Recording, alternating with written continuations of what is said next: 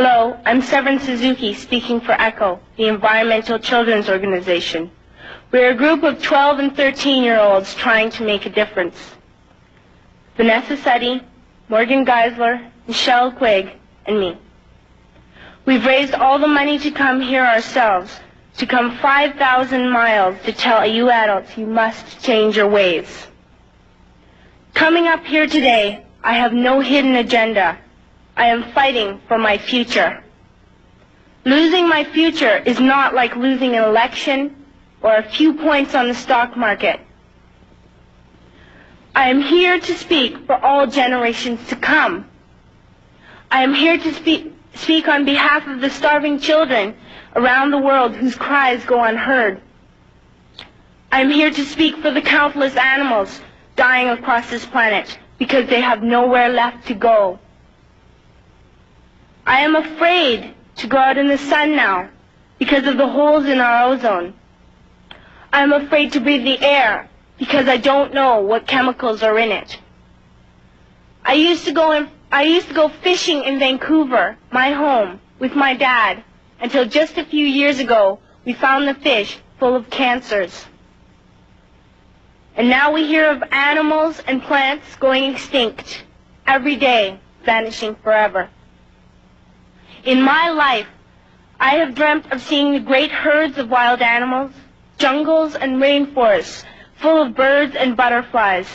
But now I wonder if they will even exist for my children to see. Did you have to worry of these things when you were my age? All this is happening before our eyes, and yet we act as if we have all the time we want and all the solutions. I'm only a child, and I don't have all the solutions. But I want you to realize, neither do you. You don't know how to fix the holes in our ozone layer. You don't know how to bring the salmon back up in a dead stream. You don't know how to bring back an animal now extinct. And you can't bring back the forest that once grew where there is now a desert.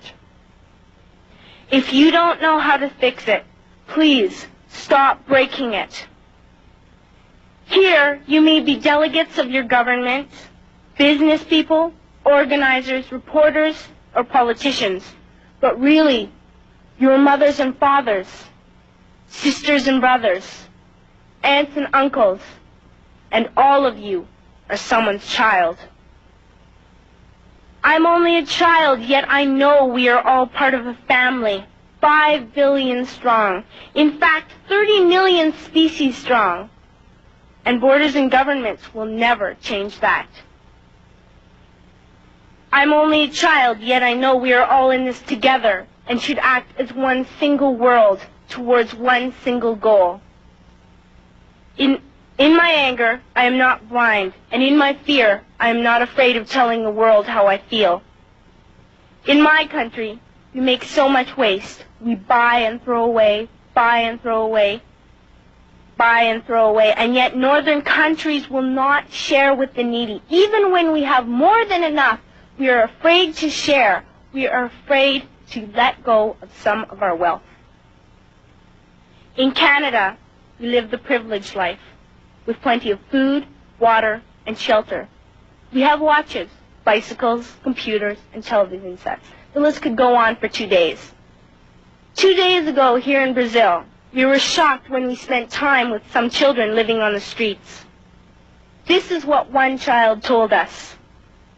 I wish I was rich.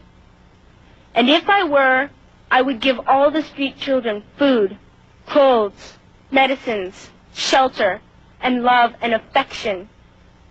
If a child on the streets who has nothing is willing to share, why are we who have everything still so greedy? I can't stop thinking that these are children my own age, that it makes a tremendous difference where you are born. That I could be one of those children living in the favelas of Rio. I could be a child starving in Somalia, or a victim of war in the Middle East, or a beggar in India.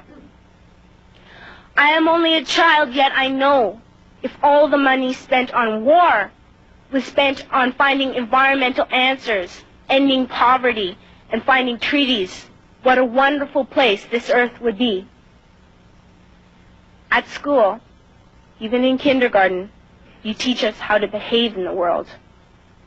You teach us not to fight with others, to work things out, to respect others, to clean up our mess, not to hurt other creatures, to share, not be greedy. Then why do you go out and do the things you tell us not to do? Do not forget why you are attending these conferences, who you're doing this for. We are your own children. You are deciding what kind of a world we are growing up in. Parents should be able to comfort their children by saying, everything's going to be all right. It's not the end of the world, and we're doing the best we can. But I don't think you can say that to us anymore. Are we even on your list of priorities? My dad always says, you are what you do, not what you say. Well, what you do makes me cry at night.